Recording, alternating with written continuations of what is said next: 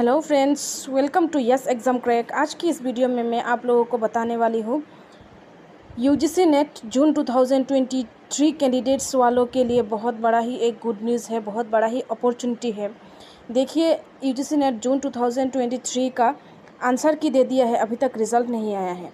बहुत सारे कैंडिडेट्स ने आंसर की देखने के बाद ऐसा भी हुआ है कि वो लोग सिर्फ नेट क्वालिफाइड ही कर सकते हैं, या फिर बहुत सारे ऐसे कैंडिडेट्स हैं जो जेआरएफ क्वालिफाइड से ऊपर मार्क्स है, यानी कि लास्ट ईयर या फिर इससे लास्ट ईयर की काट ऑफ को देखते हैं तो जो काट ऑफ से ऊपर आया है, या फिर बहुत सारे ऐसे भी कैंडिडेट्स हैं जो जेआरएफ की काट ऑफ के नीचे है, यानी कि नेट क्वालिफाइड कर सकते हैं लेकिन जेआरएफ क्वालिफाइड नहीं कर सकते हैं। तो उन कैंडिडेट्स के लिए जो नेट क्वालिफाइड है और जेआरएफ के मार्क्स से नीचे है, या फिर सिर्फ नेट है, जेआरएफ नहीं हो सकता है, तो उन कैंडिडेट्स के लिए एक बहुत बड़ा अपॉर्चुनिटी है। क्या अपॉर्चुनिटी है? अगर कोई कैंडिडेट्स इस बार नेट दिया है जेआरएफ के लिए, यानी कि जूनियर रिसर्च फेलोशिप अवेल करने के लिए, तो उन कैंडिडेट्स के लिए और भी अपॉर्चुनिटी है कि सिर्फ ऐसा नहीं है सिर्फ नेट जेआरएफ नहीं मिला तो वो लोग निगेटिव रहे, ऐसा बिल्कुल भी नहीं है। अगर नेट जेआरएफ नहीं मिला तो उन लोगों को कोई दूसरा जेआरएफ भी मिल सकता है। तो आप लोगों को मैं उसी जो फेलोशिप के बारे में आप लोगों को मैं बताऊंगी। ये उन कैंडिडेट्स के लिए है जिनको जेआरएफ नहीं मिला, सिर्फ नेट मिलता है। तो यहाँ पे देखिए, पहला जो है वो है एनएफएससी। तो एनएफएससी देखिए, national fellowship for providing fellowship to schedule caste students to pursue MPhil PhD. बहुत सारे कैंडिडेट्स ऐसे भी हैं जो एमफिल पीएचडी कर रहे हैं, लेकिन उन लोगों को जेआरएफ नहीं मिला है। उन लोगों को जेआरएफ की ज़रूरत है लेकिन नहीं मिला है, उन कैंडिडेट्स को दिया जाता है। तो कितने सारे कैंडिडेट्स को दिया जाता है? ईयरली 2000 को दिया जाता है। तो ईयरली अगर 2000 दिया जाता है तो एक ही नेट में कितने कैंडिडेट्स को दिया जाएगा? 1000 कैंडिडेट्स को दिया जाएगा।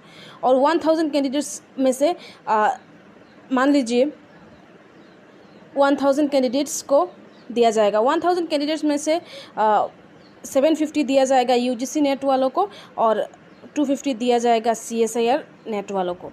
तो ऐसे ही आप लोगों को फेलोशिप मिल सकता है। और उन कैंडिडेट्स को प्रेफरेंस दिया जाता है जिन कैंडिडेट्स एमफिल या फिर पीएचडी कर रहे हैं। और जब मान लीजिए इस बार का 750 मिलने वाला है, 750 इस बार का जून 2023 का सीट है, तो मान लीजिए 500 कैंडिडेट्स है एससी कैंडिडेट्स, यानी कि शेड्यूल कास्ट कैंडिडेट्स जो 500 कैंडिडेट्स है जो एमफिल पीएचडी कर रहे हैं, तो उन लोगों को पहले प्रेफरेंस दिया जाएगा। बाकी 250 सीट क्या होगा? जो एससी कैंडिडेट्स है और थोड़े मार्क्स के लिए जेआरएफ रुक गए हैं, उन लोगों को बाकी 250 सीट में अवेल किया जाएगा। लेकिन पहले प्रायोरिटी किन कैंडिडेट्स को दिया जाएगा? जो एमफिल या फिर पीएचडी कर रहे हैं, लेकिन वो कैंडिडेट्स नेट क्वालिफाइड करना पड़ेगा। अगर जेआरएफ नहीं मिला है तो नेट क्वालिफाइड करने के बाद मिनिमम एलिजिबिलिटी नेट क्वालिफिकेशन है। तो ये नेट क्वालिफिकेशन होने से क्या होता है, एससी अगर कैंडिडेट्स है तो उन लोगों को फेलोशिप, ये एनएफएससी जो फेलोशिप वो मिल जाता है। तो ये है एनएफएससी। इसके बाद और भी एक फेलोशिप है आप लोगों को मैं बताने वाली हूँ, जो एनएफओबीसी होता है। यहाँ पे देखिए, एनएफएससी एनएफओबीसी होता है, दो फेलोशिप होता है।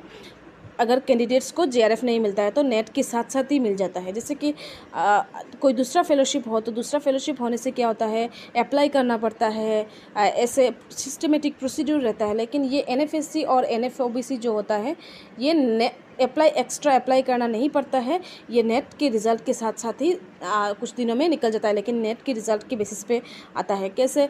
जैसे नेट की फॉर्म फिलअप, अगर हम यूजीसी नेट का फॉर्म फिलअप करते हैं तो वहाँ पे हम लिखते हैं कि आर यू स्कॉलर। तो स्कॉलर मतलब अभी पीएचडी एमफिल कर रहे हैं, अगर कर रहे हैं तो येस करते हैं, तो उसी बेसिस पे आपका प्रेफरेंस दिया जाएगा। अगर कोई कैंडिडेट्स मान लीजिए 70% है जेआरएफ के लिए और एक कैंडिडेट्स है 69% जो नॉन स्कॉलर है, और एक कैंडिडेट है 59% वो स्कॉलर है, तो स्कॉलर को पहले प्रेफरेंस दिया जाएगा। स्कॉलर फुलफिल होने के बाद नॉन स्कॉलर को दिया जाएगा, उसी बेसिस पे ही रखते हैं। इसके बाद एनएफओबीसी होता है, जो ओबीसी कैंडिडेट्स वालों के लिए, अगर उन लोगों को जेआरएफ नहीं मिलता है तो उन लोगों को एनएफओबीसी दिया जाता है। तो फेलोशिप का अमाउंट सेम ही है, सब कुछ सेम है, लेकिन जो फॉर्म होता है वो थोड़ा अलग होता है फिलअप करने के लिए, बाकी प्रोसेस सब कुछ सेम है और एक ही अमाउंट मिलता है। ये स्कीम देखिए 1000 फेलोशिप दिया जाता है, 1000 कैंडिडेट्स को दिया जाता है। तो 1000 कैंडिडेट्स को दिया जाता है यानी 500 पर नेट में दिया जाता है। ईयर में 2 बार नेट होता है इसलिए 500 दिया जाता है। 500 में से डिवाइड किया जाता है यूजीसी फेलोशिप, यूजीसी नेट और CSIR यूजीसी नेट दोनों। यहाँ पे देखिए out of 1000 slots available under this scheme, 750 will be allocated for the subjects under national eligibility test and remaining 250 UGC CSIR net JRF।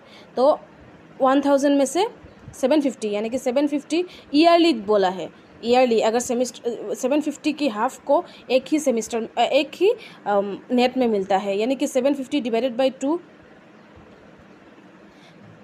ये NFOBC का seat है। 750 yearly 2 net देने के बाद 750 मिलता है। एक ही नेट में एक बार में 750 की हाफ जितना होता है उतना ही मिलता है, इससे ज़्यादा नहीं मिलता है। जैसे कि अगर 750 की हाफ 375 हो तो 375 सीट फॉर नेट की जो क्वालिफाइड होंगे उन लोगों को दिया जाएगा और बाकी जो 250 है उसी में से डिवाइड किया जाएगा 125 CSIR UGC नेट वालों को मिलेगा।